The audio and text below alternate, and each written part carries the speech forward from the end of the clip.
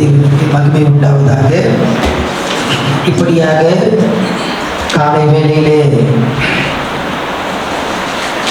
தேவனை துதிக்க, தேவனை பாட, வேத வசனங்களை தியானிக்க தேவன் தந்திருக்கிறதான இப்படிப்பட்டதான நல்ல வாய்ப்புகளுக்காக கர்த்தரை நான் ஸ்தோத்தரிக்கிறேன். இது 4வது வருடம், அப்படித்தானே? ஆமாம், 4வது வருடம் என்று நான் நினைக்கிறேன். 3 வருடங்களை கடந்து இந்த 4வது வருடத்தில் இப்படியாய் இந்த காலை வேளையிலே தேவனை ஆராதிக்க தேவன் தந்திருக்கிறதான கிருபைகளுக்காக ஸ்தோத்திரம். இந்த வருடத்திலே இந்த 50 நாட்கள் நாம் எடுத்துக்கொண்டதான தலைப்பு என்னவென்றால் ரோமருக்கு எழுதின நிருபத்தை நாம் தியானிக்கலாம். கடந்த வருடங்களிலே நாம் நீதிபதிகள் சங்கீதத்தை தியானித்தோம். இப்பொழுது நாம் ரோமர் புத்தகத்திலிருந்து ஒரு சில காரியங்களை தொடர்ச்சியாக நாம் தியானிக்க போகிறோம்.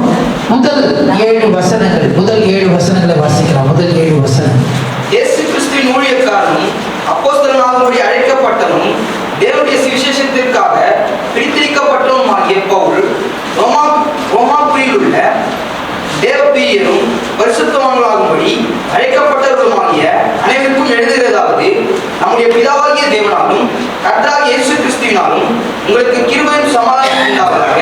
இயேசு கிறிஸ்துவை குறித்து தேவன் தம்முடைய தீர்க்கதரிசிகள் மூலமாய் பரிசுத்த வேதாகமங்களில் முன்னே தம்முடைய சுவிசேஷத்தை பற்றி வாக்குத்தத்தம் பண்ணினபடி கர்த்தராகிய இயேசு கிறிஸ்துவானவர் மாம்சத்தின்படி தாவீதின் சன்னதியில் பிறந்தவரும் பரிசுத்தமுள்ள ஆவியின்படி தேவனுடைய சுதரென்று மரித்தோரில் இருந்து உயிர்த்தெழுந்ததினாலே பலமாய் ரூபிக்கப்பட்ட தேவகுமாரமாய் இருக்கிறார்.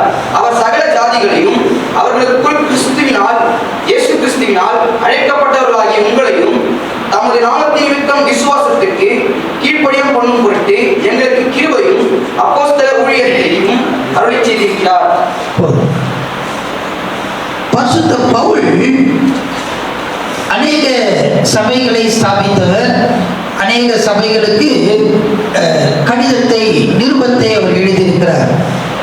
ஆனால் இந்த ரோமாபுரிக்கு அவர் கடிதத்தை எழுதுகிறார். இந்த கடிதத்தை அவர் எழுதும் போது, ரோமருக்கு எழுதின நிருபத்தை அவர் ரோமாபுரியில் இருக்கிறதான அந்த சபைக்கு அவர் எழுதும் போது அந்த இடத்தை, அந்த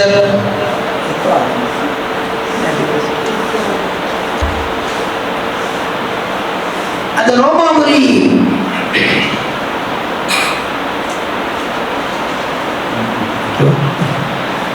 அந்த ரோமாபுரி பட்டணத்துக்கு அவர் கடந்து போனதில்லை. கடந்து போகாத ஒரு இடம் ரோமாபுரி பட்டணத்தை பவுல் பார்த்ததில்லை. பார்க்காத ஒரு இடத்துக்கு, யாரும் தெரியாத ஒரு நபருக்கு ஒரு கடிதத்தை அவர் எழுதுகிறார். அதுதான் இந்த ரோமருக்கு எழுதினதான நிருபம். யாரு இதுவரைக்கும் அந்த இடத்துக்கு போனதில்லை, அங்க இருக்கிற எந்த நபரையும் அவருக்கு தெரியாது. அப்படி இருக்கிறதான நேரத்துல இவர் இந்த கடிதத்தை எழுதுகிறார். இப்படி எழுதும் போது அங்க இருக்கிறவர்கள் அந்த கடிதத்தை அவர்கள் ஏற்றுக்கொள்ள வேண்டும். அப்படி ஏற்றுக்கொள்ள வேண்டும் என்றால் யார் எழுதுகிறார் என்பதை அவர் விளக்க வேண்டும். அதனாலதான் பரிசுத்த பவுல் முதலாவதாக இந்த வாசித்ததான இந்த 7 வசனங்களிலே நான் யார் என்பதை அவர் சொல்லுகிறார். அடுத்தது, எனக்கும் உங்களுக்கு நான் இந்த கடிதத்தை எழுதுவதற்கான நோக்கம் என்ன? உங்களை எனக்கு தெரியவே தெரியாது, உங்களை நான் பார்த்ததில்லை, உங்க ஊருக்கு நான் வந்ததில்லை, ஆனா உங்களுக்கு நான் ஒரு கடிதத்தை எழுதுறேன் அப்படின்னு சொல்லி அவர் எழுதுறாரு. எழுதும்போது நான் யார் என்பதை அவர் சொல்லுகிறார் முதலாவதாக. அதுதான் இந்த 7 வசனங்கள். இவர் இந்த கடிதத்தை எழுதி, நம்ம எல்லாருக்கும் தெரியும், கெங்கேரியா நாட்டு ஊழியக்காரராகிய பெபேயார் இடத்துல இதை கொடுத்து அனுப்புகிறார். அவர்கள் எடுத்து கொண்டு போய் அந்த ஊரிலே கொடுக்கிறார். இப்படி முதலாவதாக அவர் நான் யார் என்று அவர் சொல்லும்போது அவர் 4 காரியங்களை இந்த 7 வசனங்களிலே சொல்லுகிறதை நாம் பார்க்கிறோம். நான் இந்த கடிதத்தை எழுதுவதற்கு எனக்கு என்ன உரிமை இருக்கிறது என்பதை அவர் சொல்லுகிறார். முதலாவதாக முதல் வசனத்தை வாசிக்கலாம். இயேசு கிறிஸ்துவின் ஊழியக்காரனான அப்போஸ்தலனாகிய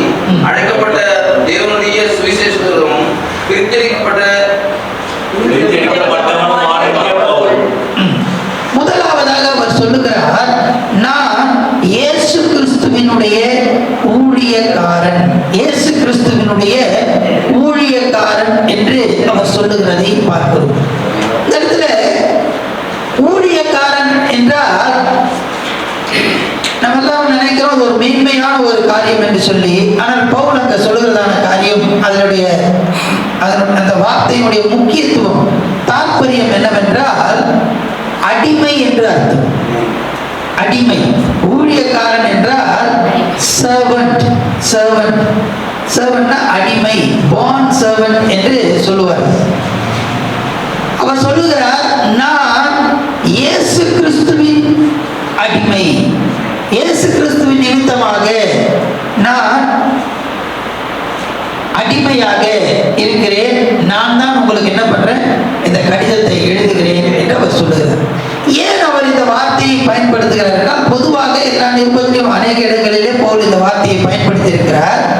குறிப்பாக அறியாத ஒரு இடத்துக்கு அந்த கடிதத்தை அவர் எழுதும்போது ஏன் இந்த வார்த்தையை அவர் சொல்லுகிறார் என்றால், ரோமாபுரியிலே அடிமைகளை அவர்கள் நன்றாக அறிந்தவர்கள்.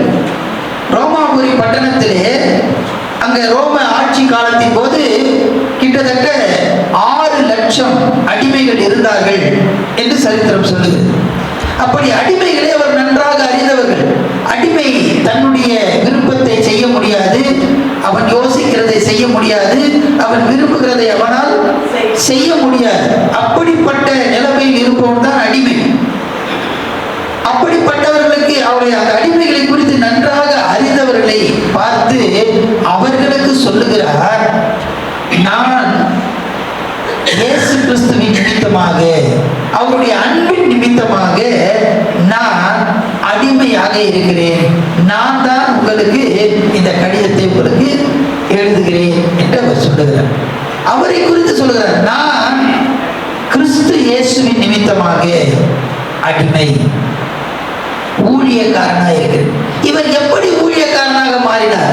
அடிமையாக, நான் அடிமையாக இருக்கிறேன், இயேசு கிறிஸ்துவின் நிமித்தமாக, அவர் என்னை பிடித்தது நிமித்தமாக, அவருடைய அன்பின் நிமித்தமாக நான் என்னுடைய விருப்பத்தை அல்ல அவருடைய விருப்பத்தை செய்ய, எஜமானினுடைய விருப்பத்தை செய்ய என்னை நான் ஒப்பு கொடுத்திருக்கிறேன் என்று அவர் சொல்லுகிறார்.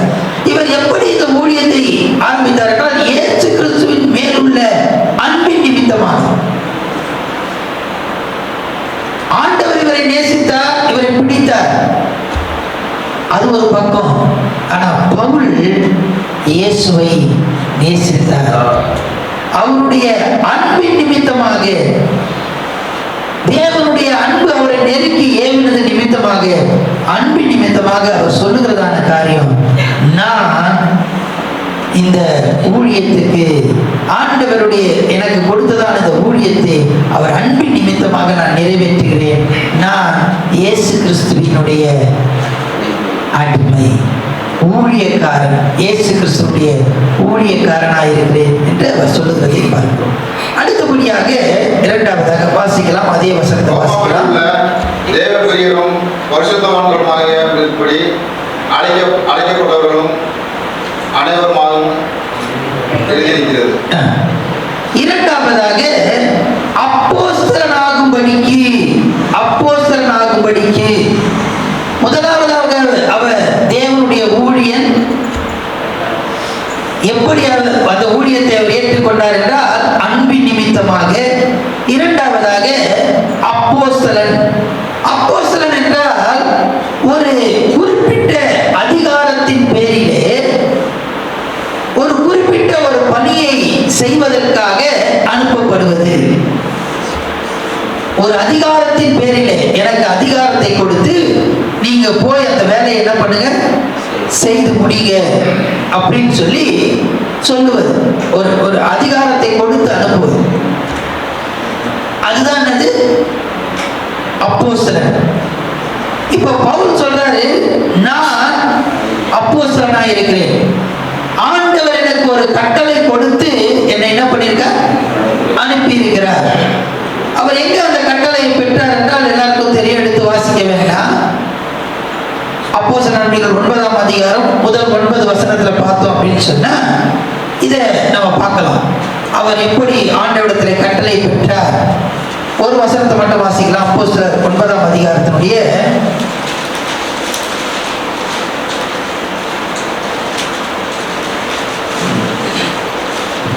15ஆம் வசனம். அதற்கு கர்த்தர், நீ போ.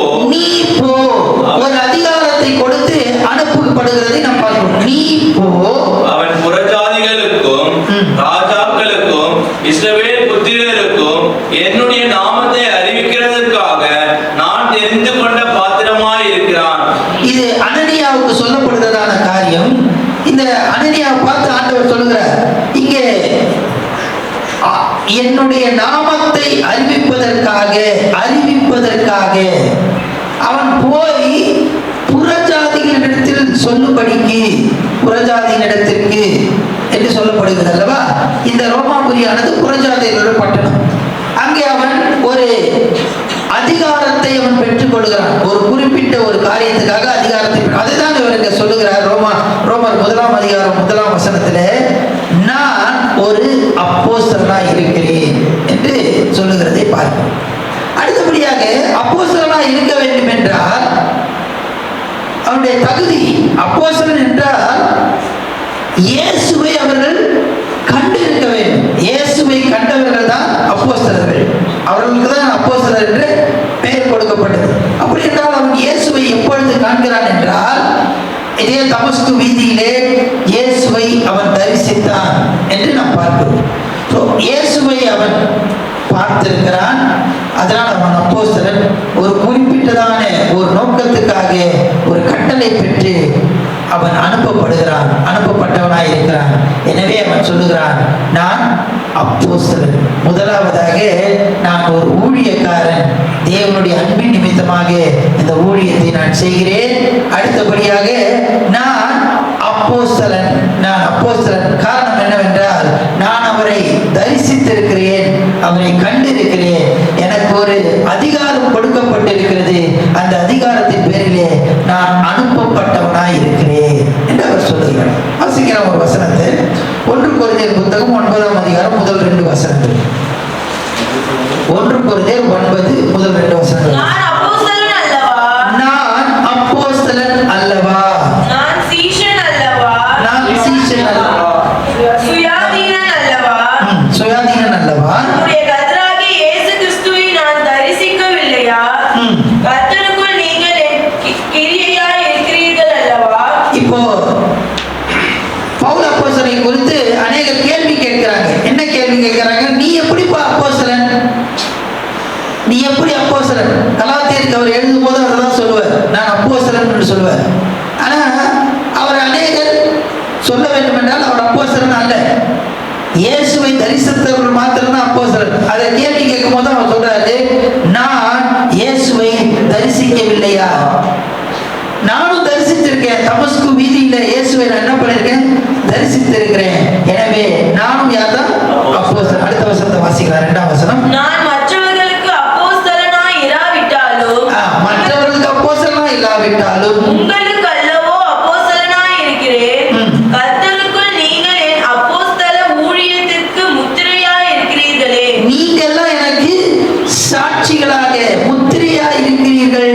எனவே நான் சொல்றேன், மற்றவர்கள் ஏற்றுக்கொள்ளாவிட்டாலும் நான் இயேசுவை தரிசித்திருக்கிறேன், எனக்கு ஒரு கட்டளை கொடுக்கப்பட்டிருக்கிறது, நான் அனுப்பப்பட்டவனாய் இருக்கிறேன்.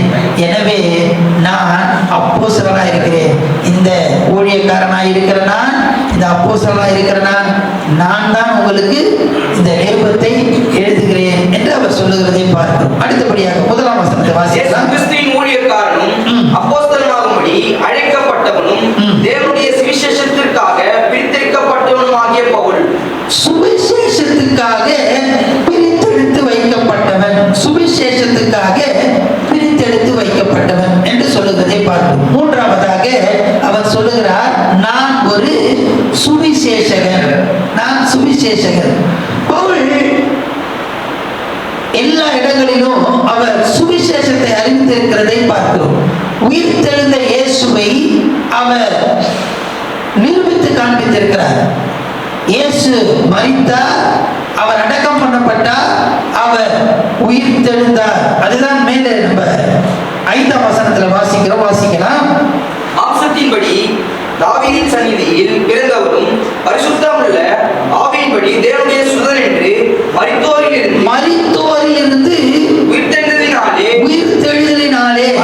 உயிர்ப்பிக்கப்பட்ட தேவகுமாரனாய் இருக்கிறார். இவருடைய சுவிசேஷம் என்னவென்றால் உயிர்த்தெழுந்த இயேசுவை பிரசங்கிப்பது. நம்ம அப்போஸ்தலருடைய புத்தகத்தை எடுத்து பார்த்தோம் அப்படின்னு சொன்னா அதுல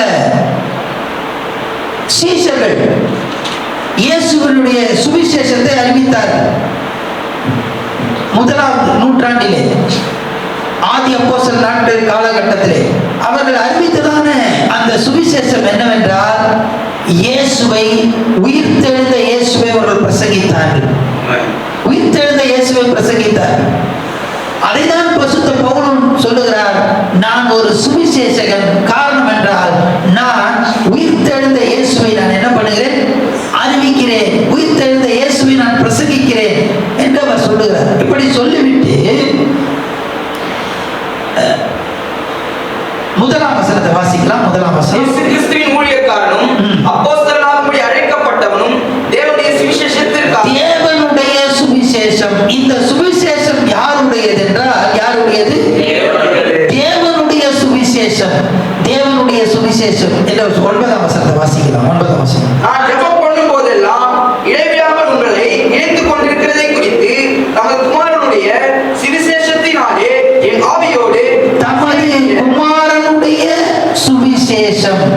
முதல் வசனத்துல தேவனுடைய சுவிசேஷம், 9ஆம் வசனத்துல குமாரனுடைய சுவிசேஷம். அவர் சொல்லுகிறார், நான் இந்த சுவிசேஷத்தை அறிவிக்கிறேனே, இது யாருடைய சுவிசேஷம் என்றால் தேவனுடைய சுவிசேஷத்தை நான் அறிவிக்கிறேன். அடுத்தபடி அவர் சொல்றாரு, நான் தேவனுடைய சுவிசேஷம் மாத்திரமல்ல, நான் அறிவிக்கிற சுவிசேஷம் குமாரனுடைய சுவிசேஷம். குமாரனை பற்றி நான் சுவிசேஷத்தை அறிவிக்கிறேன். குமாரனுடைய சுவிசேஷம். இப்ப தேவனுடைய சுவிசேஷம், குமாரனுடைய சுவிசேஷம் என்று சொல்லி இதே 16ஆம் அதிகாரத்துக்கு வரலாம். 16ஆம் அதிகாரம் 26ஆம் வசனத்தை வாசிக்கலாம். 16:26. இயேசு கிறிஸ்துவை பற்றிய பிரசங்கமாகிய என் சுவிசேஷத்தின்படி. இயேசு கிறிஸ்துவை பற்றிய பிரசங்கமாகிய என் சுவிசேஷம். இப்பொழுது தேவனுடைய சுவிசேஷம், குமாரனுடைய சுவிசேஷம். இப்போ சொல்றாரு, நான் இயேசுவை பற்றி பிரசங்கிக்கிறேன். இது யாருடைய சுவிசேஷம்? ஏன் சுவிசேஷம் அப்படின்னு சொல்றாரு. இதுல அவர் காண்பிக்கிறதான காரியம்னா சுவிசேஷத்தினுடைய முக்கியத்துவத்தை அவர் சொல்லுகிறார். நான் சுவிசேஷம் அறிவிக்க வேண்டும், இது என் மேல் விழுந்த கடமை. எனவே இது என்னுடைய சுவிசேஷமா இருக்கிறது. பிதாவினுடைய சுவிசேஷம் தான் அது. அது குமாரன் மூலமாக குமாரனுடைய சுவிசேஷமா இருக்கிறது. ஆனா இப்போ அதை நான் கண்டிப்பா செய்யணும். நான் ஒரு சுவிசேஷகனா இருக்கிறேன். எனவே இதை நான் கண்டிப்பா செய்யணும் அப்படின்னு சொல்லி அதனுடைய முக்கியத்துவத்தை அவர் சொல்லுகிறார். சுவிசேஷத்தின் முக்கியத்துவத்தை, இது என்னுடைய சுவிசேஷம். சுவிசேஷம் அறிவிக்காவிட்டால் எனக்கு ஐயோ, நான் செய்யணுமே, இதை நான் சுவிசேஷகனாய் இருக்கிறேன் என்று அவர் சொல்லுகிறதை பார்க்கிறோம். முதலாவதாக, நான் ஒரு ஊழியக்காரன், அன்பின் நிமித்தமாக ஊழியக்காரன். இரண்டாவது, ஒரு அதிகாரத்தின் பேரில் என்னை அனுப்புகிறார்கள், அதனாலே நான் அப்போஸ்தலனாய் இருக்கிறேன். மூன்றாவது, எனக்கு ஒரு முக்கியத்துவம் உண்டு, நான் அறிவிக்க வேண்டிய ஒரு காரியம், சுவிசேஷத்தை அறிவிக்கிறேன். எனவே நான் யார்? சுவிசேஷகனாய் இருந்து இதை நான் எழுதுகிறேன் என்று அவர் சொல்லுகிறார். கடைசியாக 7ஆம் வசனத்தை வாசிக்கலாம். நமது நாமத்தின் நிமித்தம் விசுவாசத்துக்கு கீழ்ப்படியப்படும் பொருட்டு எங்களுக்கு கிருபையும் அப்போஸ்தல ஊழியத்தையும் அருளி செய்திருக்கிறார். அப்போஸ்தல ஊழியம் என்று சொல்லப்பட்டிருக்கிறது. அப்போஸ்தல ஊழியம், தமிழ் அப்போஸ்தல ஊழியம் போட்டிருக்கு. ஆனா அதை சரியா நம்ம சொல்லணும்னு சொன்னா மிஷனரி ஊழியம். மிஷனரி அதுல என்ன அப்படின்னு சொன்னா 6ஆம் வசனத்தை வாசிக்கலாம். 6ஆம் வசனம். அவர் சகல ஜாதிகளையும் அவர்களுக்குள் இயேசு கிறிஸ்துவினால் அழைக்கப்பட்டவர்களாகிய உங்களையும். அதாவது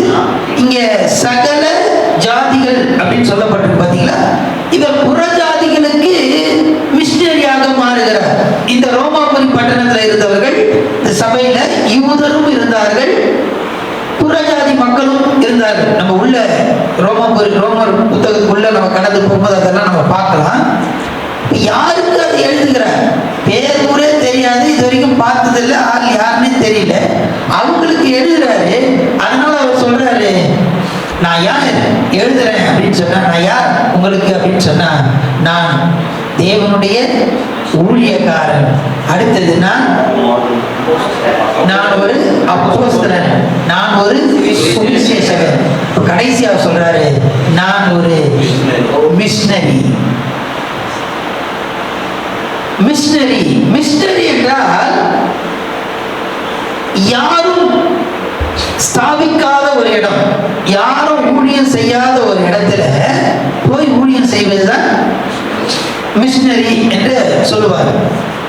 இந்த பவுல் இந்த ரோமாபுரி பட்டணத்துக்கு அவர் என்ன பண்ணல, போகல. அங்க ஆல்ரெடி என்ன இருக்கு, ஊழியம் நடக்குது. அப்படி நடந்துட்டு இருக்கு. ஆனா இவங்க எப்படி சொல்றாரு மிஷனரின்னு சொல்லு அப்படின்னு சொன்னா, அங்க இருந்ததான சபைகள் ஒரு பெரிய எல்லாரும் ஒன்னா சேர்ந்து கூடி ஆராதிக்கிற ஒரு கூட்டமா இல்லை. அங்க குழுக்களாக தனித்தனி குழுக்களாக அநேக குழுக்கள் இருந்தது. புறஜாதிகளுடைய மக்கள் மத்தியிலே அநேக குழுக்களாக இணைந்து அவர்கள் தேவனை ஆராதித்து வந்தார்கள் ரோமாபுரி பட்டணத்தில். அப்படிப்பட்ட மக்களை பார்த்து அவர் சொல்லுகிறார், நான் மிஷனரியா இருக்கிறேன். வாசிக்கலாம் ஒரு வசனத்தை, 15ஆம் அதிகாரத்தினுடைய 20ஆம் வசனம் வாசிங்க. 15ஆம் அதிகாரம் ரோமர் 15:20. மேலும் அவருடைய செய்தியை அறியாதிருந்தவர்கள் காண்பார்கள் என்றும் கேள்விப்படாதிருந்தவர்கள் உணர்ந்து கொள்வார்கள் என்றும் எழுதியிருக்கிறபடியே நான் மற்றொருவனுடைய அஸ்திபாரத்தின் மேல் கட்டப்படாதபடிக்கு, நான் மற்றவர்களுடைய அஸ்திபாரத்தின் மேல கட்டப்படாதபடிக்கு கிறிஸ்துவினுடைய நாமம் சொல்லப்பட்டிராத இடங்களில் சுவிசேஷத்தை அறிவிக்கும்படி நாடுகிறேன். இதுதான் பவுலுடைய அப்போஸ்தல ஊழியம், அந்த மிஷனரி ஊழியம். அவர் சொல்றாரு, ஏற்கனவே அடித்தளம் போட்டது அவங்க மேல போய் நான் என்ன பண்ண போறது கிடையாது, கட்டுறது கிடையாதுப்பா. நான் என்ன பண்ணேன்னா, சுவிசேஷம் அறிவிக்காத இடத்துல போய் நான் என்ன பண்றேன், சுவிசேஷத்தை அறிவிக்கிறேன். அதுதான் என்னுடைய, நான் யார் அப்படின்னு சொன்னா, நான் ஒரு மிஷனரி. நான் புறஜாதிகளுக்கு மிஷனரியாக ஏற்படுத்தப்பட்டிருக்கிறேன். நம்ம ஏற்கனவே வாசித்த பார்த்தீங்களா, அப்போஸ்தலர் 9ஆம் அதிகாரம் 15ஆம் வசனத்துல அங்க புறஜாதிகளுக்கும் என்று போடப்பட்டிருக்கு அல்லவா. புறஜாதிகளுக்கு இவர் சுவிசேஷம் அறிவிக்காத ஒரு இடம், அந்த இடத்துல போய் சுவிசேஷத்தை சொல்லும்படிக்கு ஏற்படுத்தப்பட்டவர் என்று அவர் சொல்லுகிறார். ரோமாபுரி பட்டணத்துக்கு அவர் கடிதத்தை எழுதுகிறார். அந்த ரோமாபுரியில் இருக்கிறவர்களுக்கு யாரையும் பவுலும் தெரியாது, பவுலுக்கும் ரோமாபுரியில் இருக்கிறவங்களை யாரையும் தெரியாது. அப்படி தெரியாதவங்களுக்கு அவர் எழுதும்போது முதல்ல சொல்றாரு, நான் யார் உங்களுக்கு கடிதம் எழுதுறேன், என்னுடைய உரிமை என்ன, ஏன் நான் எழுதுறேன் அப்படின்னு சொன்னா, நான் ஒரு ஊழியக்காரன், அன்பின் நிமித்தமாக நான் இந்த ஊழியத்தை செய்து கொள்கிறேன். எனவே உங்களுக்கு கடிதம் எழுதுவதற்கு எனக்கு ஒரு உரிமை உண்டு. இரண்டாவது, நான் ஒரு அப்போஸ்தலனா இருக்கிறேன். ஆண்டவரை நாங்கெல்லாம் தரிசிக்கிறேன்னு சொல்றீங்க, உண்மைதான், இயேசு கூட நான் இல்லை. ஆனா தமஸ்கு வீதியில இயேசுவை நான் என்ன பண்ணிருக்கேன், தரிசித்திருக்கிறேன். எனவே நான் ஒரு அப்போஸ்தலன், உங்களுக்கு கடிதம் எழுதுவதற்கு எனக்கு ஒரு உரிமை உண்டு என்று சொல்லுகிறார். மூன்றாவதாக அவர் சொல்லுகிறார், நான் சுவிசேஷகன். அது பிதாவுடைய சுவிசேஷம் தான், அது குமாரனுடைய சுவிசேஷம் தான். ஆனா அது முக்கியத்துவம் எனக்கு தெரியும், அதனால அது என்னுடைய சுவிசேஷமாய் மாறுகிறது. எனவே நான் உங்களுக்கு அந்த சுவிசேஷகன் என்ற அந்த உரிமையின் பேரிலே நான் உங்களுக்கு கடிதத்தை எழுதுகிறேன் என்று அவர் சொல்லுகிறார். கடைசியாக, நான் ஒரு மிஷனரியா இருக்கிறேன். அறிவிக்கப்படாத இடத்துல போய் ஊழியம் செய்வதுதான் என்னுடைய வேலை. யாரோ ஒருத்தங்க சுவிசேஷம் அறிவித்த இடத்துல, யாரோ அடித்தளம் போட்ட இடத்துல போய் மேல போய் கட்டுவதற்கான காரியம் இல்லை எனக்கு. ஆண்டவர் என்ன மிஷனரியா அழைத்திருக்கிறார். புறஜாதிகளுக்கு சுவிசேஷத்தை சொல்லும்படி ஆண்டவர் என்னை அழைத்திருக்கிறார். எனவே நான் உங்களுக்கு இந்த கடிதத்தை எழுதுகிறேன் என்று சொல்லி அவர் எழுதுகிறார். பவுல் தன்னுடைய நிலையை அவர் சொல்லிவிட்டார். இன்றைக்கு நம்மளுடைய நிலை என்ன? இன்றைக்கு சொல்லுங்கள், கிறிஸ்துவுக்குள் நீங்கள் யாராய் இருக்கிறீர்கள்? கண்ணில் மூடி நம்ம ஜெபிக்கலாம்.